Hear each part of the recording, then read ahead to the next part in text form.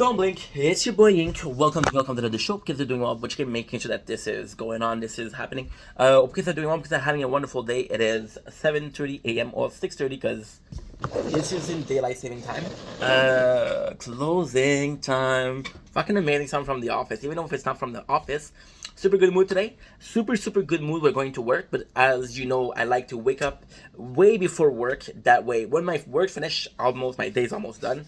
I like doing that a lot. So we already did a lot of streaming, as you can see. We already did a lot of video, as you can see. And we also watched a movie. That movie was Uncut Gem. Now, if you know the channel, you know that I've watched Uncut Gem not once, not twice, but multiple times. Yes. Is it one of my favorite movies? Well, I really like Adam Sandler. I think it's one of my favorite people still growing up.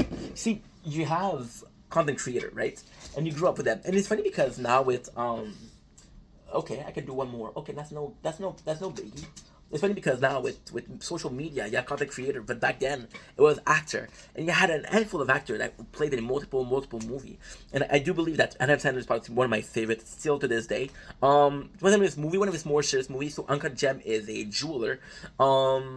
It's a jeweler that is also a gambler. Now, disclaimer, right? I know for a handful of you guys, talking about handful is doing handful here too.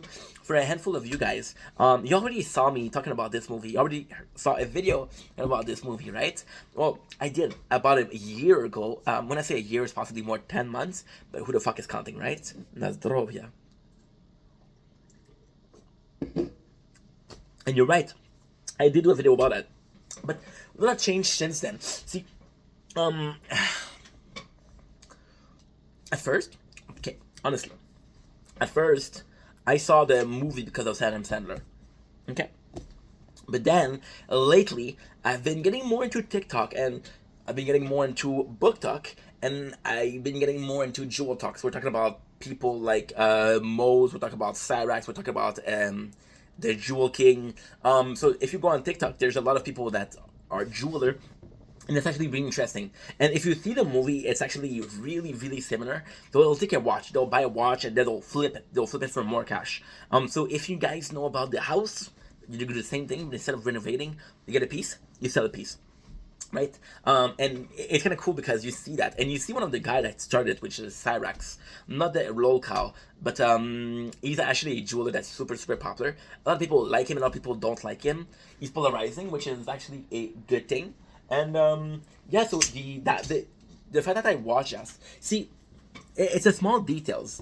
It's a very small detail actually, but I believe now we're playing Art Night. We're gonna be switching to Tokyo Ghoul because we still have a couple of things to do, and it's 6:36. So in about 9 minutes, we're gonna have the sunrise go out, which I have to film. I don't have to do shit, but I decide to do shit, you know. And let's go. And part two. So we still have a couple of things to do. We still have, well, technically speaking, we don't have that much. We basically have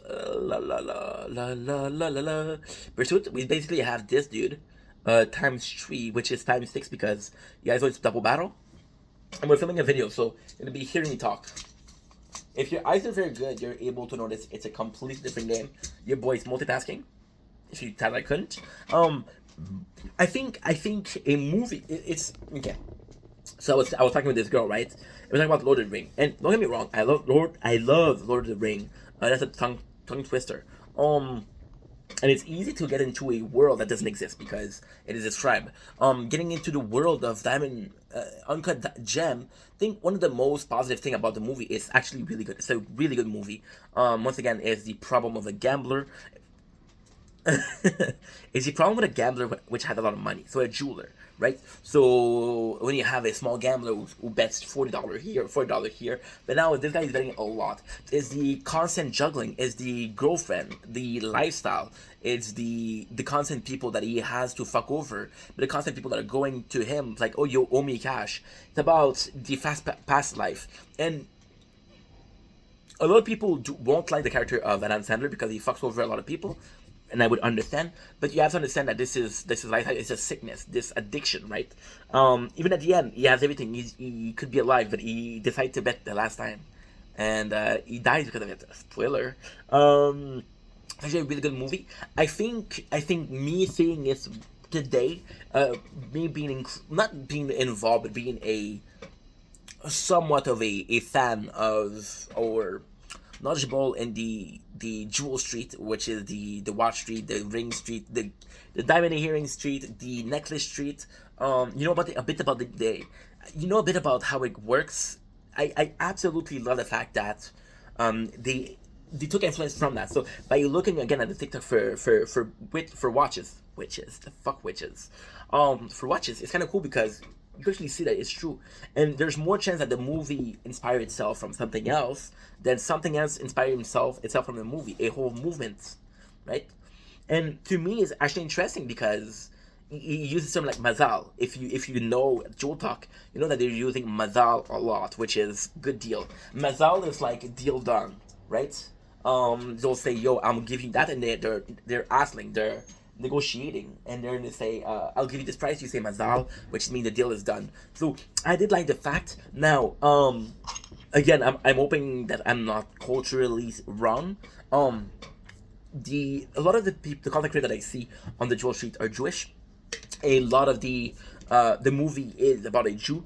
Adam Sandler plays a Jew. He is Jewish too. So in a sense of the term, is it the way Mazal? Is it a Jewish term?